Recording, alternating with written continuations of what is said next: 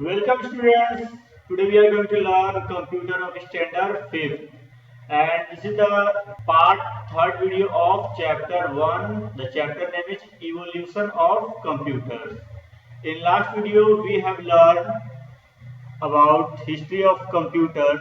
Some computers like Mark I, Abacus, ENIAC, Napier-Stone, EDVAC, Pascaline, UNIVAC, one Leibniz calculator, and now we are going to learn modern computer.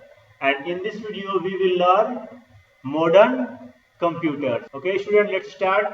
Be strong.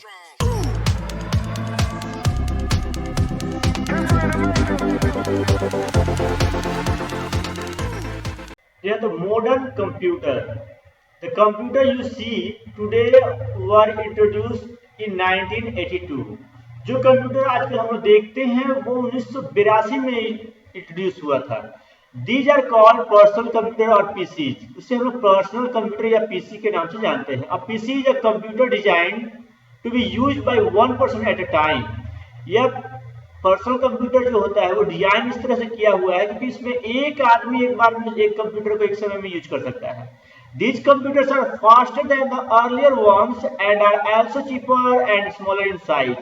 और आज का जो computer जो है ये computer जो है पहले के कंप्यूटर से काफी सस्ता और काफी तेज है. Personal computer are of different types. Personal computer जो है कुछ डिफरेंट टाइप्स के हैं.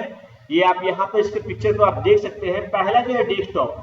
यह डेस्कटॉप. डेस्कटॉप का अर्थ होता है डेस्क जो कंप्यूटर डेस्क पे रखा जाता हो. In a desktop PC, the complete unit, monitor, system unit, mouse and keyboard is placed on a desk.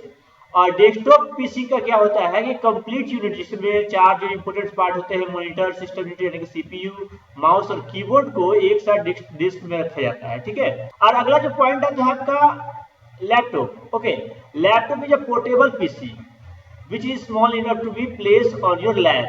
Laptop क्या होता है? एक पोर्टेबल पीसी होता है जो कि डेस्कटॉप से छोटा होता है और ये टोटल क्या है एक मतलब कि सब कुछ इसमें जो है system unit, keyboard, mouse, monitor सब एक ही में कंबाइंड रहता है. यहाँ पिक्चर देख सकते हैं. ऐसे हम लोग आसानी से अपने लैप पे आसानी से इसको रख सकते हैं. ये इसको हम लोग लैपटॉप को कहीं भी ले जा सकते हैं, ला सकते हैं. ठीक है. अब अगला जो पॉइंट आता है टैबलेट. जी हाँ, tablet. Tablet is a one piece mobile computer. Tablet क्या है? एक पीस मोबाइल कंप्यूटर की तरह होता है. Mainly operated by touch screen on which you work with your fingers touch. Tablet computer. Tablet computer क्या है? एक मोबाइल की तरह ही एक कंप्यूटर होता है जो कि मेनली यानी देखिए जो स्मार्टफोन हम लोग यूज करते हैं वो भी आपका कंप्यूटर ही है ना. कंप्यूटर का ही एक टाइप्स है. तो ये क्या होता है? इसको हम लोग ये टच स्क्रीन के द्वारा इसको हम लोग ऑपरेट करते हैं. ऐसे हम लोग अपने फिंगर के टच से उसे हम लोग आसानी से इसका इस्तेमाल कर सकते हैं. अब अगला जो आता है पाम टॉप. पाम का मतलब होता है हथेली और इसको हथेली पे रख करके हम लोग आसानी से चला सकते हैं.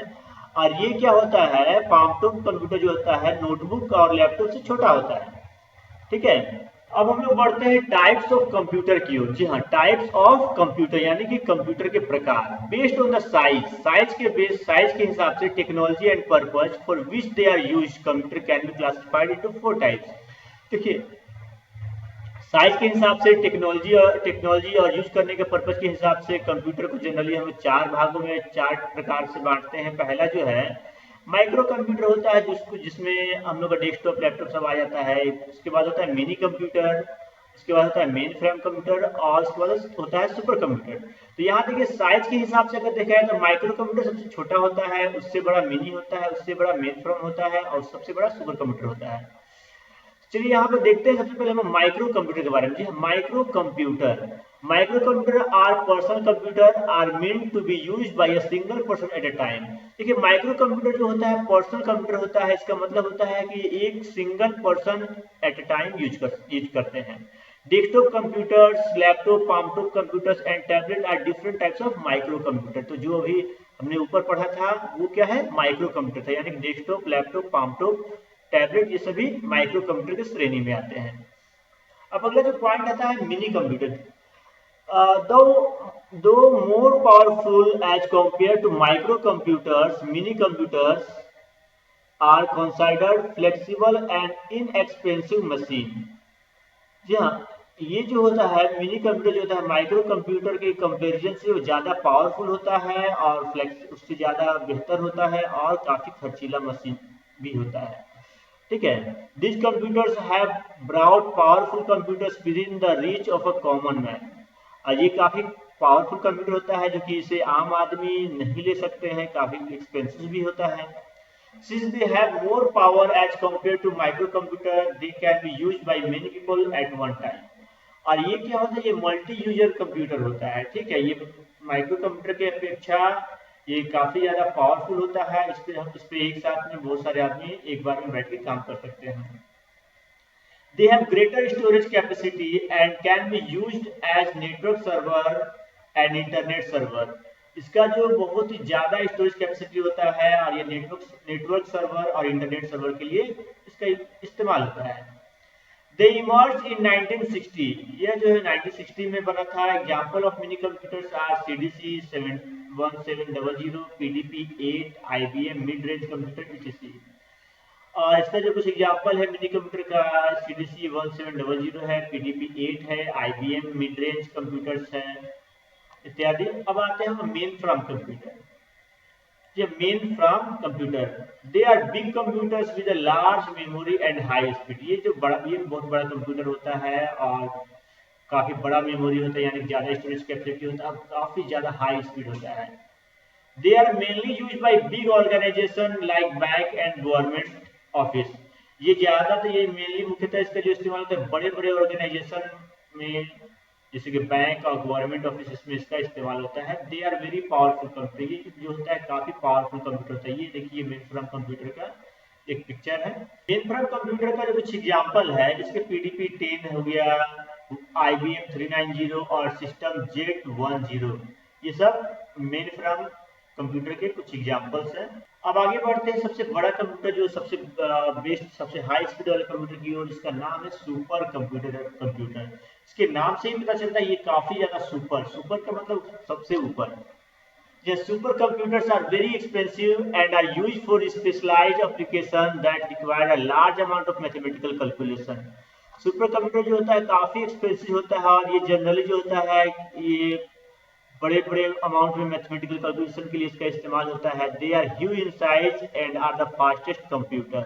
ये काफी बड़ा कंप्यूटर होता है। ठीक है, they are use in the field of weather forecasting, animated graphics, nuclear energy research and petroleum exploration.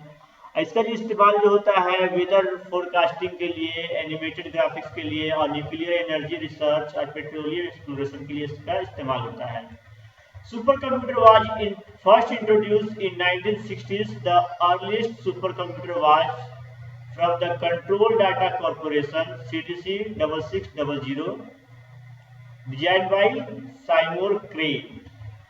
जी हाँ, इसका जो है सुपर कंप्यूटर जो सबसे पहले जो इंट्रोड्यूस हुआ था 1960 ईस्वी में, और जो पुराना जो कंप्यूटर था इसका जो ये कंट्रोल डाटा कॉर्पोरेशन के द्वारा बनाया गया था, जिसका CDC 6600 के नाम से था। इसको डिजाइन किया गया था साइमर क्रे के द्वारा इसकी डिजाइन किया गया था। It got operational in 1965 and had only a single CPU but offered a clock speed to 100 nanosecond। और ये जो 1965 में इसका ये जो ऑपरेशनल कंप्लीट हुआ और ये जो सिंगल CPU उसमें था, लेकिन जिसका क्लॉक स्पीड था 100 नैनोसेकंड का था। अब जैसे कुछ एग्जांपल जो है सुपर कंप्यूटर्स का, क्रे XTS, परम जो है भारत का है, अनुराग है भारत का ही कंप्यूटर है सुपर कंप्यूटर, IBM वाटसन। अब हम लोग बढ़ते हैं जनरेशन ऑफ कंप्यूटर। जी हाँ, जनरेशन का अर्थ होता है पीढ़ी, यानी कि हम इंसानों की जो पीढ़ी होती है, हमारे दादा, फिर हमारे दादा के बाद हमारे पिताजी के बाद हम, और हमारे बाद हमारे बच्चे, हमारे पोते, ये क्या है, पीढ़ी तक पीढ़ी हो गया है। तो उसी तरह से कंप्यूटर को भी कुछ क्लासिफाइड किया गया है कुछ जनरेशन में, उसके टेक्नोलॉजी के हिसाब से और उसके वर्क कैपेसिटी के हिसाब से। तो देखिए, पहला जो फर्स्ट जनरेशन ऑफ कंप्यूटर का जो कार्यकाल है 1940 से 1956 में है, 6 तक का ये फर्स्ट जनरेशन का कार्यकाल माना जाता है। देखिए एक चीज और मैं आपको बता दूं, ये 1940 जो है ना, ये स्टार्टिंग पीरियड ऐसा कोई फिक्स नहीं कि 1940 ही होगा। आप अलग अलग बुक में जो स्टार्टिंग पीरियड जो है 1940 से 1-2 साल आगे पीछे, मतलब कि मेरे हिसाब से तो ज़्यादातर हमें 1942, 1945 इस तरह से दिया हुआ है। ठीक है, तो ये जो पीरियड है साल 2 साल सभी बुक में आप आगे पीछे देख सकते हैं। तो पहला जो फर्स्ट जनरेशन कंप्यूटर का जो पीरियड था 1940 से 1956 तक का था। इसमें मेन पार्ट जो था वैक्यूम ट्यूब इस पे इस्तेमाल होता था। और ये क्या था, मैग्नेटिक टेप्स, एक्सटर्नल स्टोरेज में मैग्नेटिक टेप्स का इस्तेमाल होता था। और इसका जो भाषा था मशीन लैंग्वेज और असेंबली लैंग्वेज। और कुछ फर्स्ट जनरेशन ऑफ कंप्यूटर के कुछ उदाहरण है ENIAC, EDOAC, UNIVAC। अब आते हैं हम सेकेंड जनरेशन ऑफ कंप्यूटर में। ये 1956 से लेकर के 1963 में 3 तक का इसका ड्यूरेशन था, इसका यानी कार्यकाल। यानी कि इसमें वैक्यूम ट्यूब को रिप्लेस कर करके एक ट्रांजिस्टर का इस्तेमाल किया गया। इसमें भी स्टोरेज के लिए मैग्नेटिक टेप्स का इस्तेमाल होता था। इसका जो लैंग्वेज जो था फोर्टन, कोबल एंड बेसिक था। सेकंड जनरेशन के कुछ कंप्यूटर का नाम है ENIAC 1401, IBM 700 और CD 160। अब आते हैं थर्ड जनरेशन ऑफ कंप्यूटर में। इसका जो कार्यकाल था 1964 टू 1971। यहाँ पर क्या किया, ट्रांजिस्टर को रिप्लेस करके इंटीग्रेटेड सर्किट का इस्तेमाल किया गया। और हाँ, यहाँ स्टोरेज जो है मैग्नेटिक टेप को हटा करके मैग्नेटिक डिस्क लगा दिया गया। इसमें जो लैंग्वेज है पास्कल, फोर्टन, कोबल और RPG का इस्तेमाल होता था। कुछ एग्जांपल जो है थर्ड जनरेशन ऑफ कंप्यूटर के, IBM 36, ICL 1900, VX 750। अब हम लोग आगे बढ़ते हैं fourth generation of computer. Fourth generation of computer जो है ये 1972 से लेकर के ऑनवर्ड यानी कि अभी तक का जो भी है ये फोर्थ जनरेशन ऑफ कंप्यूटर है। इसमें क्या होता है, इसमें जो IC को हटा करके माइक्रो प्रोसेसर का इस्तेमाल किया गया। और इसमें जो है मैग्नेटिक डिस्क और हायर कैपेसिटी के साथ लगाया गया। इसका जो लैंग्वेज है RDBMS और C++। कुछ इसका जो एग्जांपल है IBM 4300, ICL 2900, HP 9000। और ये जो फिफ्थ जनरेशन ऑफ कंप्यूटर है ये फ्यूचर कंप्यूटर है। ये जो है आर्टिफिशियल इंटेलिजेंस का इसमें इस्तेमाल होगा। और इस पे ऐसा लैंग्वेज का इस्तेमाल होगा इसको ह्यूमन जो है आसानी से इसको समझ सकेगा। ठीक है, तो ये सभी थे जनरेशन ऑफ कंप्यूटर। चलिए स्टूडेंट्स, ये हमारा जो क्लास 5 का जो कंप्यूटर का जो फर्स्ट लेसन था ये पूरी तरह से आज कंप्लीट हो गया है। तो इसमें हम लोग बहुत सारे कंप्यूटर्स, पुराने कंप्यूटर के बारे में, मॉडर्न कंप्यूटर के बारे में, जनरेशन ऑफ कंप्यूटर के बारे में और टाइप्स ऑफ कंप्यूटर के बारे में हम लोगों ने पढ़ा है। और इस चैप्टर पे हमने 3 वीडियो बनाया है, part 1, part 2, part 3।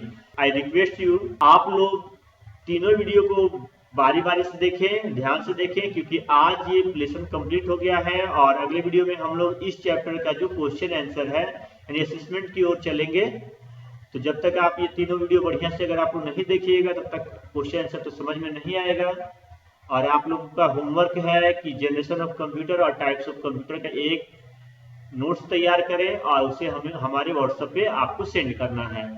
Okay students, have a nice day.